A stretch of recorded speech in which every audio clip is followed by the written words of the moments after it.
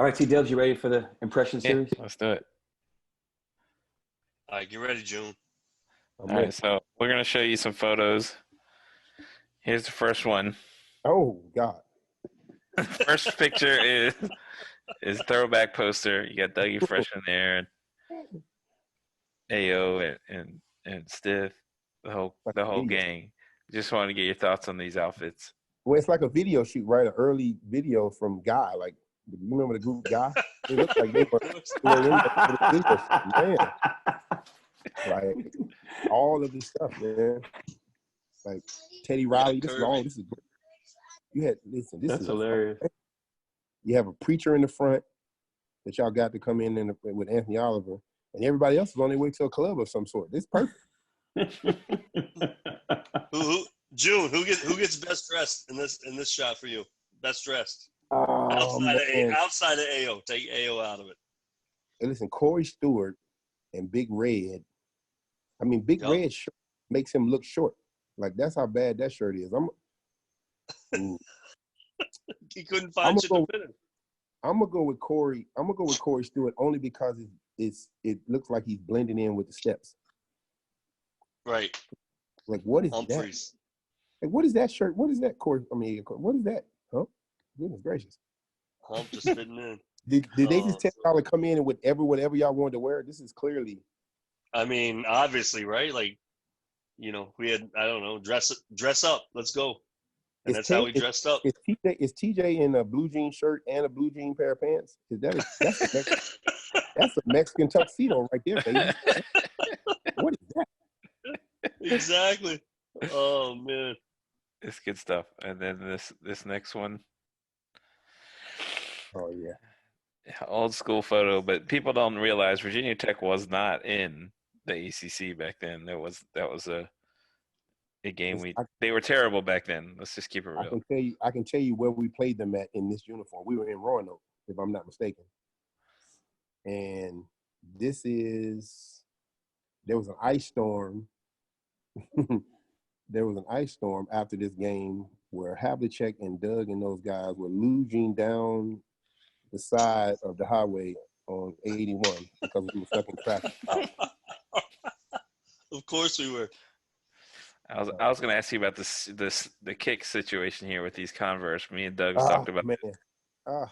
Listen, I'm trying to, I don't want to use these phrases. It's like being molested and you don't want to talk about it. Like my feet probably hurt more than look. You can look at your feet right now and be like, man, that's why you have foot problems now.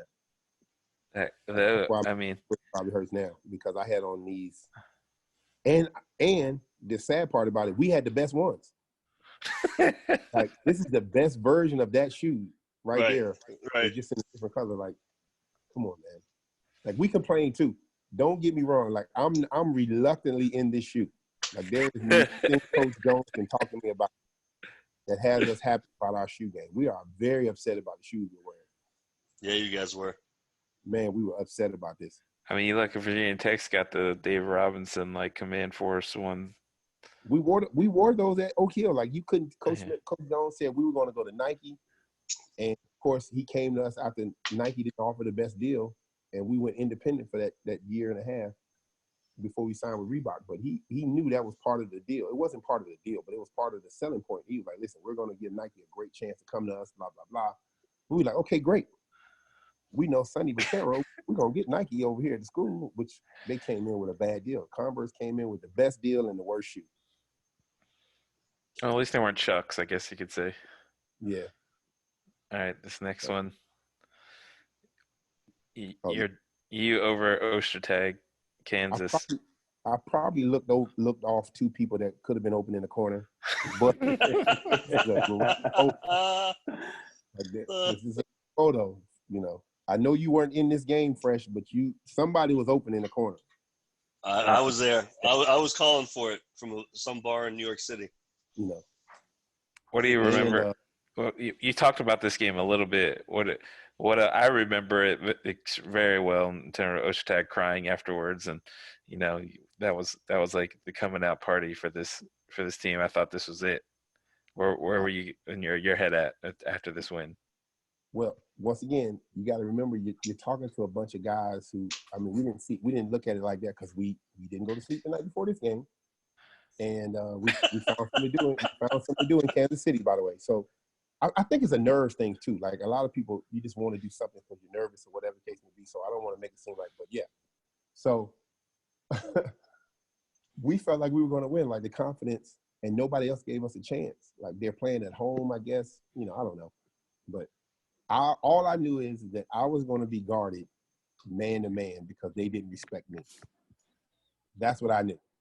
Like I knew when the NCAA tournament started that once you start getting farther and farther up and they don't watch you play. Like I guarantee you, this Kansas team never watched us play.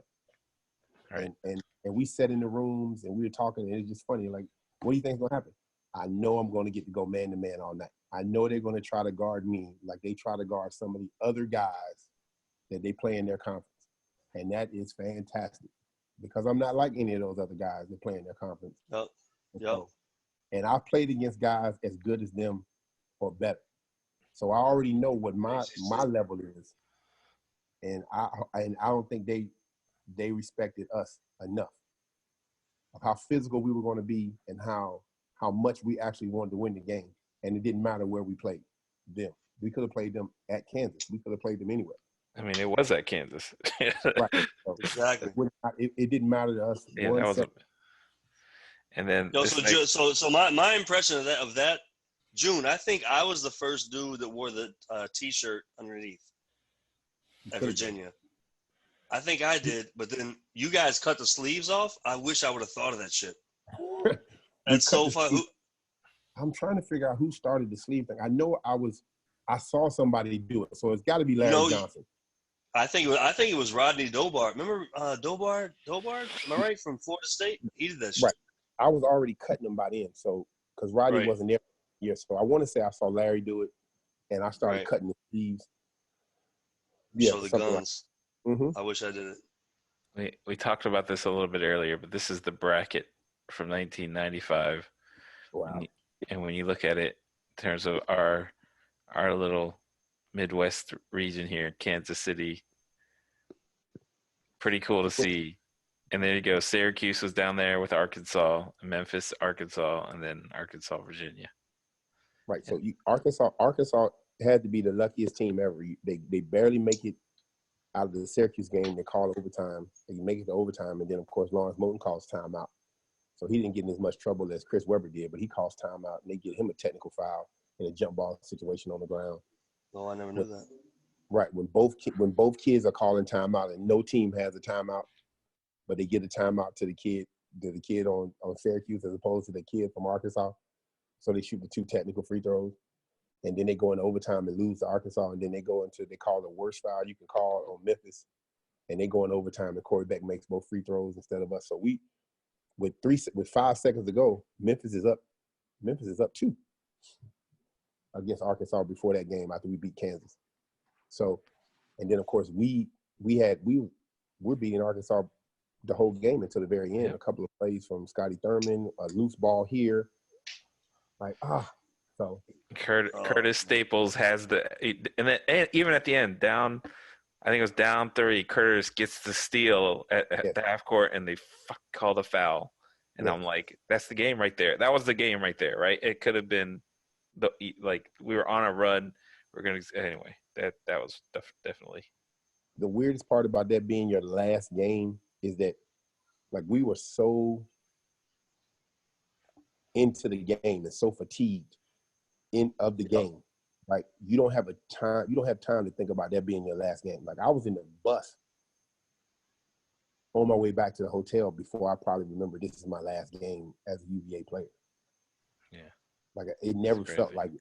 Like I didn't get a chance on the court to actually feel like this is my last game. So, that's the irony behind that. Like, I know some guys getting blown out or the game's almost over, they're shooting free throws, like Greg Ostertag's situation. By the way, Jason Williford, he always tries not to admit to this.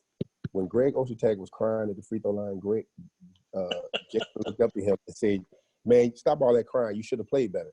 Like, it's one of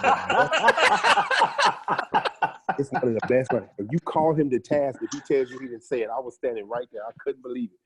Like that's the mentality that we had though. It was so, man, stop all that crying, man. You should have just played better. Oh, Jay really was the old gangster, yo. Yes. He was straight gangster. Yes, man. He the politician now, but that guy at the time, man, he was accomplished. He was the rock of our basketball team, man. Like his whole mentality, just was perfect for what we needed, and especially for a guy like myself. Like I wasn't an introvert at all. Like we were funny and laughing and just around and confident, but like as far as what to do on the floor, having that grind that you need for yourself, I was all about. But now you got to get the rest of your teammates into it too. And he always knew what to say. Even after a tough loss, he always knew what to say, man. And I don't know where you get that from. That's something you built. That's something you're born with. And then this next one, I don't know if you know this. Right after the game, like I live right across from Walmart, Charlottesville 29. We went to go get something, and the employees had put out because they put out the Cavalier Final Four because they thought y'all won. Oh, and I remember like it was unbelievable. I was like, "What are you guys doing? Why are you putting these out?" With lost, they're like, "Lost? What are you talking about?" And the manager had to go in and like pull them out and put them back into the shelves. I got one, of course. I had to get one. Of course. But that I always thought like that's how fucking close we were to the Final Four, where people were putting out the gear already. Well, shit, T-Dub, there's T-Dub, that shirt right there. That would have got me my 30 points I needed right here. Right? Yeah. Like absolutely. You look at, here it is right here. You get one more game. You got 2 more games you could have played. That's so unbelievable. And then this was the post tournament. You getting drafted. I remember watching and Celtics make your pick. Where were you? What was that story like when you found out where you're going? Well, I mean, it was they had a strike this year, so it wasn't. They knew they were going to have a strike in '95, and my agent and all those guys were like, "Well, it's not going to be a big deal, so you're not going to be able to go to the places that you want to go for your workouts." So I went to New York, I went to Houston, I went to Phoenix for workouts, I went to Portland for a workout, and I went to Charlotte for a workout. Everybody had a pick between 12 and 26 or something like that. And I just remember as these workouts were starting to happen, guys start leaving. You lose. McDyess comes out, Rasheed Wallace comes out, Corliss Williamson comes out, Mario Bennett comes out. Like all of these power forwards come out. And even though I was rated the number 1 power forward as a senior, everybody goes off potential. So, they basically took Kevin Garnett, you don't know, Kevin KG comes out. So my whole class was full of power forwards. And of course, every team doesn't need a power forward. I was downstairs at my aunt's house watching the draft, kind of watching it, but knowing as it's starting to go, because at that point in time, I was picked to go between 12 and 20. And now we're starting to get to the point where nobody's picking you for whatever the reason, And I'm on the phone as the end of the first round is going, and I'm talking to Rudy T. So the teams that I thought were going to pick me had traded away players to get out of the first round. So they lost their first round pick. So the Knicks would have picked me and the Houston Rockets. So the Houston Rockets had the next pick. And Rudy T calls me on the phone and basically tells me, listen, we're picking you next. We loved your workout. You did a great job for us. We think you have an opportunity to learn behind Charles Barkley. I was like, Coach, this is going to be great. I can't wait to get down there or whatever the case may be. I get off the phone with him. I turn to my agent. He's like, man, congratulations, man. You're going to get treated like a first rounder, blah, blah, blah. You're going to Houston. So I go upstairs and tell my dad. And as I'm walking up the steps, the Boston Celtics drafted me. Wow. I'm walking up the steps to tell my dad, who's sitting in the living room, the Boston Celtics drafted me. So everybody goes crazy about being drafted. But as you know, when you drop for no reason of your own, you don't know anything about, you're upset, but you're happy to hear your name. Like, I don't want to ever take anything away from that. I know it's such an honor to have your name taken. I just felt like, this wasn't I had never talked to them, so I was uncomfortable with the fact that they just drafted me off the fact that the best available, I suppose. So, but that's how I felt when I see that. I didn't get the opportunities that I thought I deserved when I was there for them, and I found out it was a business right away, right? Like it was never a learning curve in Boston. ML Carr was the coach. He was also the GM. He was also the president of basketball operations. I don't know if y'all remember his interview. He said he had a long search and he couldn't find anybody else who could be a better coach than him. Like he was basically running everything like a CEO. He wasn't a great coach, and he was basically talking to us back and forth to the run guys. He treated us horribly. He tried to anyway. He tried to treat us horribly. But you had nobody to turn to because everybody knew what it was. He was just an interim guy going on to the next guy, and you couldn't really say anything to him because he's also the general manager. So it was really a hard first year with them. And man, I just wish I would have went to Houston. Like that's the way I look at it. I know, everybody makes excuses about where they're going, but I think the timing would have been a lot different for me because I always say to all the young guys, go where you want it. Right. Go where you want it. And I don't know if they wanted me. I just thought they picked me. So, and it's when I got up there, even though I had a great time, because I didn't go to sleep up there either. I had a great time and I learned a lot. I think if I would have got a better base of what was going on, I think I would have been able to have a 10-year career. I mean, he started 3 games. He had a couple. I remember a couple of big games. I think Toronto. He had a big game against Toronto. Well, I mean, were there moments where you're like, all right, here we go, or was it always like? But I'll tell you a funny story about the Toronto game, right? So Toronto is right after my birthday, so we played in Houston, and ML had this thing where and it's not a bad theory, but as a coach is now, he would basically say stuff like, listen, you're going to play Akeem Olajuwon one-on-one. We're just going to shut down everybody else. And if he's great tonight, then they'll beat us. If he's not, we'll win, right? And it had worked a couple of times. Like Shaq had gone for 41 or something like that, and we still beat Orlando. Sean Kemp went for a bunch of points, and we beat the Supersonics. Like stuff like that was happening through the year. We were pretty much still in the race in the East. Well, on my birthday, Akeem Olajuwon went for 52. Right, like he was spinning on us and all over the place. Our next game, we flew from Houston straight up to Toronto. So my birthday night is in Toronto. So as you know, like I said, we didn't go to sleep. So ML is not saying anything. Like he didn't give us game plans. It's nothing on the board or whatever. We got in probably 5:30, 6 o'clock in the morning. I probably hadn't played in a game in maybe 3 weeks.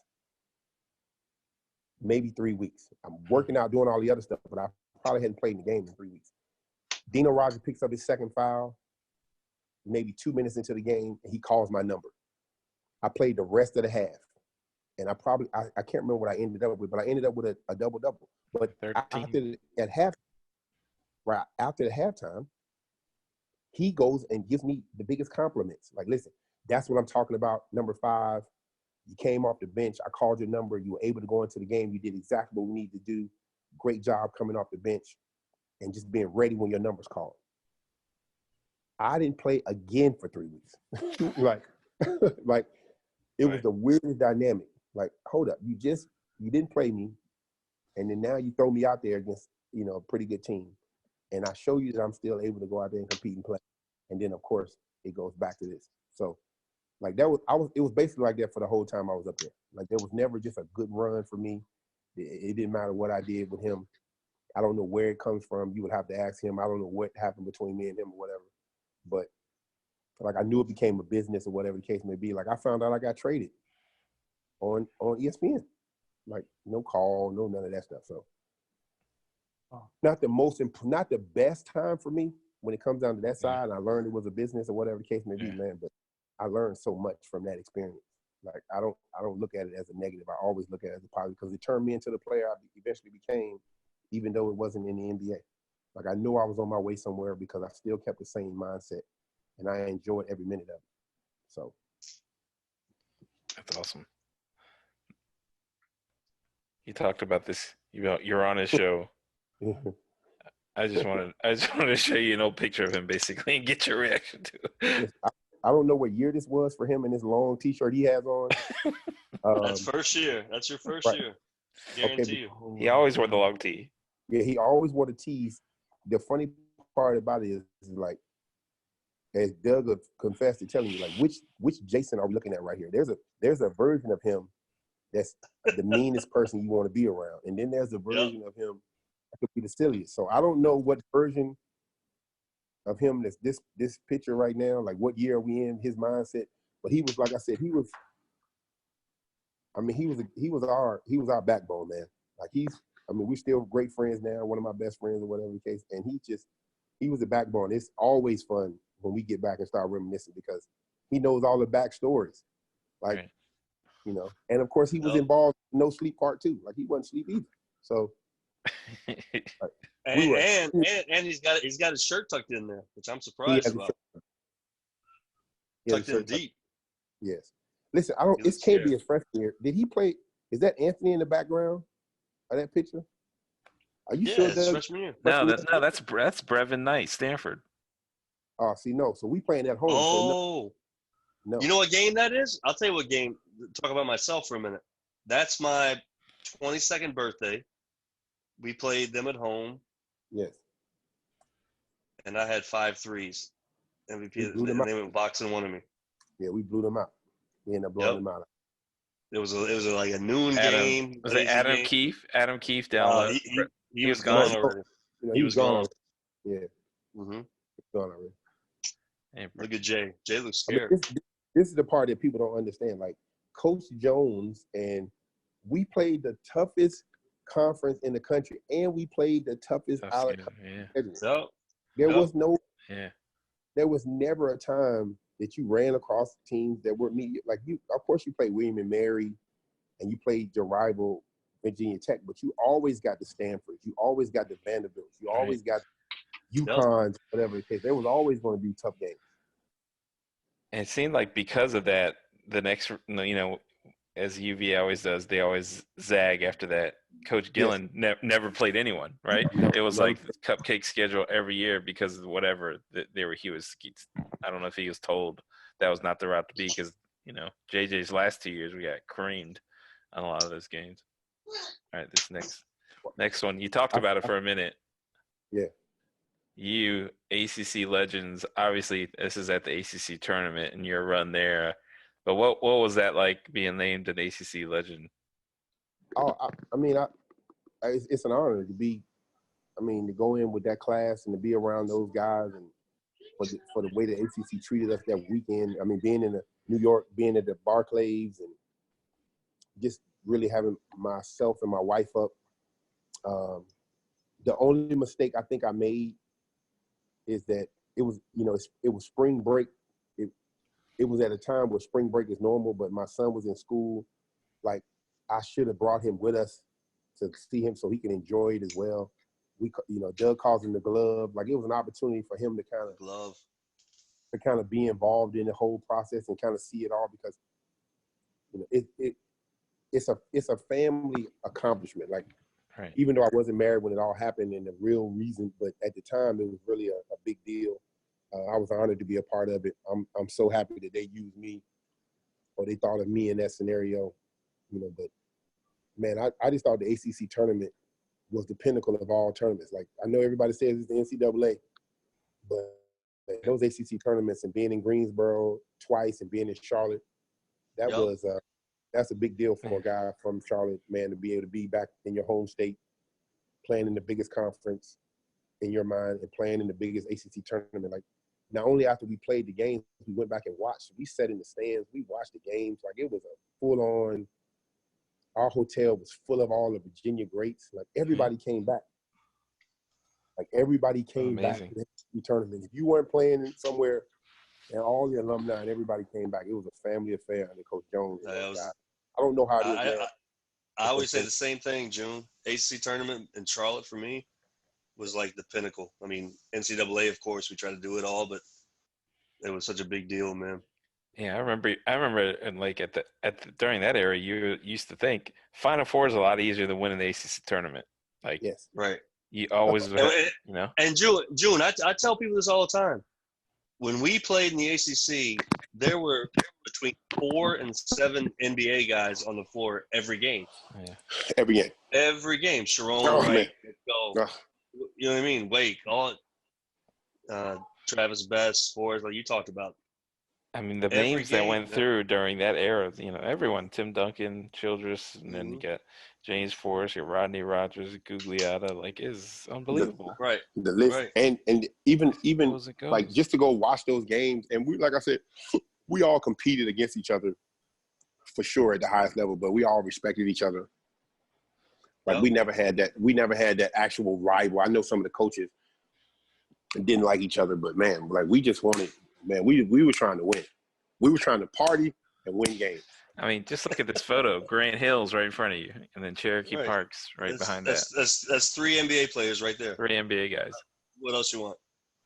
It says it all. Incredible. So And then the next one. This is a picture of U-Haul going down.